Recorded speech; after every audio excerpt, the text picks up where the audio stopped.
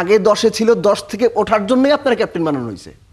আগে 10 ছিল বলে আপনি এখনো 10-এ আছেন, এইটাকে আপনি ডিফেন্ড করতেছেন যে না আগে খারাপ ছিল, আমিও খারাপ, অতটাও খারাপ না। কাছ থেকে গতকালকে প্রেস কনফারেন্সে তিনি বলেছেন, আক্ষেপ করেছেন যে তার উপরেই দোষটা চাপিয়ে দেওয়া হচ্ছে, বিশেষ করে সেকেন্ড ওডিআইতে আমরা দেখতে পাচ্ছি সুপার ওভারে নামানো হলো, কেন নামানো হলো রিশাদকে, কেন শান্তকে সুযোগ দেওয়া হলো, এই প্রশ্নগুলো মুখোমুখি তিনি হয়েছেন। তিনি বলেছেন যে এটা আসলে দলগত সিদ্ধান্ত ছিল, তার একার নয়। তার মানে কি ভুল করা বা পরিস্থিতি রিড করতে না পারা পুরো দলেরই সমস্যা? পার্থ একটা কথা বলি, সেটা হচ্ছে যে আমি নাম বলবো না, বাংলাদেশ টিমের এক প্লেয়ার একটা পার্টিকুলার টিম মিটিংয়ে সবার মতামত চাওয়া হচ্ছিল, মাশরাফি বিন মুর্তজা সবার মতামত চাচ্ছিল, বেশ কয়েক বছর আগের কথা বলছি। সেই প্লেয়ার মত দিয়েছিল, ভাই 10-এর মতই আমার মত, 10-এর মতই আমার মত। মিরাজ হচ্ছে এরকম কথা বলছে। দায়টাতে চাপিয়ে দেওয়া বা দায়টা না নিতে চাওয়া, এটা হচ্ছে সেরকম মন্তব্য।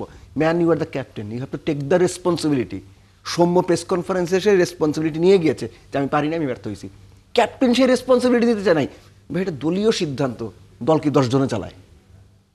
দল কি 15 জনে চালায়? দল তো চালায় ক্যাপ্টেন। কোন প্লেয়ার কখন নামবে, পাওয়ার প্লেতে কে নামবে, কে আপনার সুপার ওভারে নামবে, ঠিক করার দায়িত্ব কোচ ক্যাপ্টেন মিলে। যখন টিম ডিসিশন হয়ে যাওয়ার পর স্পেশাল কোনো সিনারিও তৈরি হবে, captain have to take the lead, captain have to take the responsibility. Miraz সেই এসকেপিং ক্যাপ্টেন যে এই প্রেস কনফারেন্স বা এই কথার মাধ্যমে তার দায়িত্ব এড়িয়ে গেছেন যে না এটা টিম ডিসিশন। সে সাহস করে বলতে পারে না যে আমি শান্ত কিংবা আপনার সৌম্য পাওয়ার প্লেতে সুপার ওভার এদেরকে নামে সিদ্ধান্তটা আমার জন্য ভুল হয়েছে। সে কিন্তু সাহস করে কথাটা বলতে পারে নাই।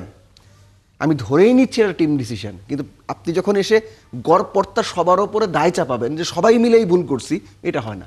বিং দ্য ক্যাপ্টেন আপনাকে ওই সাহসী ভূমিকাটা রাখতে হবে। এবং একই সঙ্গে দেখেন ওই দিন যে ঘটনাগুলো ঘটেছে সুপার ওভারে, মিরাজ প্রেস কনফারেন্সের কী বলে গেছে যে আমাদের যে সুপার ওভার মানে প্রথম, আমি আপনাদের এই খেলাযোগের শোতেই বলেছিলাম যে ভাই সুপার ওভার আপনাদের জন্য প্রথম, আপনার কি পৃথিবীতে নতুন আইছেন? সুপার ওভার কোনো দিন দেখেন নাই।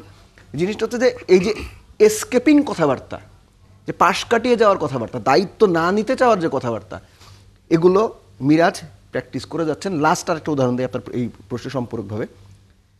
তৃতীয় ওয়ানডেতে জেতার পর প্রেস কনফারেন্সে তিনি কি বলেছেন, আগেও 10-এ ছিলাম, এখনও 10-এ আছি। মানে এর চাইতে একজন ক্যাপ্টেনের সস্তা কথা হইতেই পারে না। আগে 10-এ ছিল, 10 থেকে ওঠার জন্যই আপনার ক্যাপ্টেন বানানো হয়েছে। আগে 10 ছিল বলে আপনি এখনো 10-এ আছেন, এইটাকে আপনি ডিফেন্ড করতেছেন যে না আগে খারাপ ছিল, আমিও খারাপ, অতটাও খারাপ না। তাহলে আপনি ক্যাপ্টেন কেন হয়েছেন?